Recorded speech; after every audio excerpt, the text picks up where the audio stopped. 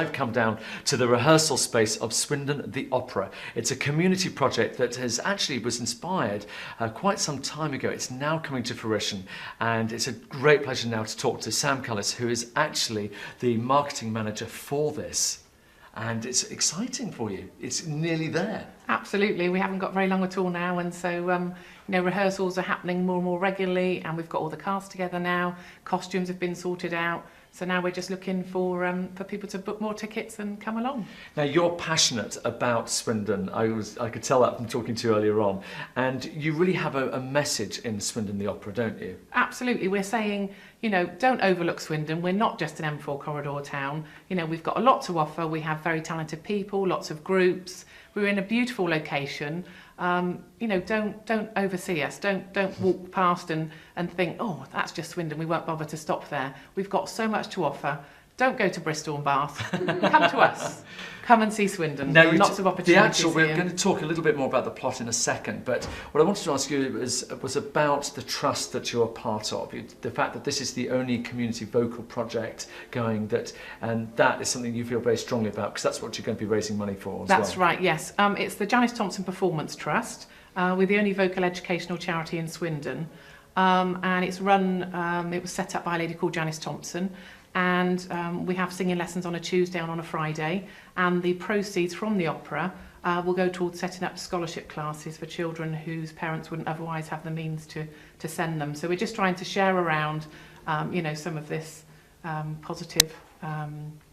Well, as you say, this is a true community project, isn't it? Absolutely, yes. It's involving the community in all ways, and telling the story of Swindon from, I believe, from the early 50s. Yes, from when the Queen ascended to the throne. This is part of the Jubilee celebrations, Diamond Jubilee celebrations, and we won the lottery grant last year, and that was, the idea of the lottery fund was to celebrate the Queen's Diamond Jubilee, and so we thought it was only fitting really to cover those 6 decades that the Queen has been on the throne. Fantastic. Well, I know that everyone will want to know more about it, and they can see the details on your website, which is on the bottom of the screen now, and also go to the Steam Museum and get those tickets before they sell out. That's right, absolutely. And talking about the plot, I've actually got 2 of the cast members with me, and not only do they play the leading man and the leading lady, a married couple, you're a married couple in real life as well. That's right. Ali and James, great to meet you both. Tell us a little bit about the show itself, because one of the things I think you wanted to say was that this isn't what you might imagine an opera to be. No, I mean, it's got that title. There are some operatic elements in it, but really it's got music which is sympathetic to all of the decades through the show, right the way from the 50s right the way through to the noughties. There's rock and roll music, there's a bit of kind of 50s style music,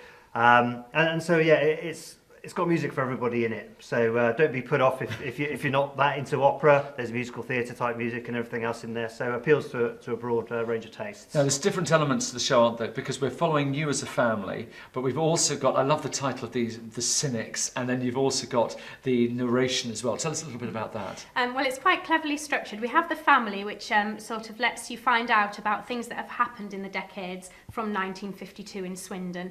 But the Cynics are there sort of to be devil's advocate, really. They're sort of slating Swindon and saying that Swindon isn't very good. No one would do that, surely. I like that realistic touch. That's very good. And then there is a narrator who is actually our Diana Dawes character, and she sort of sticks up for Swindon and helps the story along.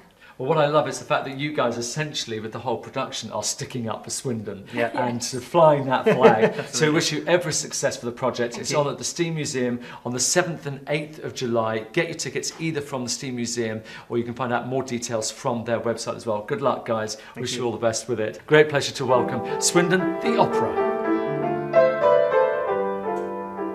I may not be a professional great singer,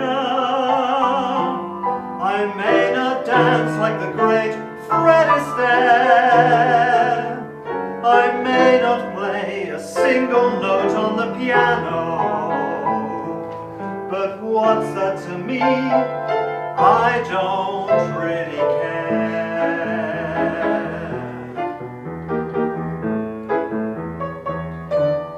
I can stand in the chorus in a hat and some tails, I can sing up and blast out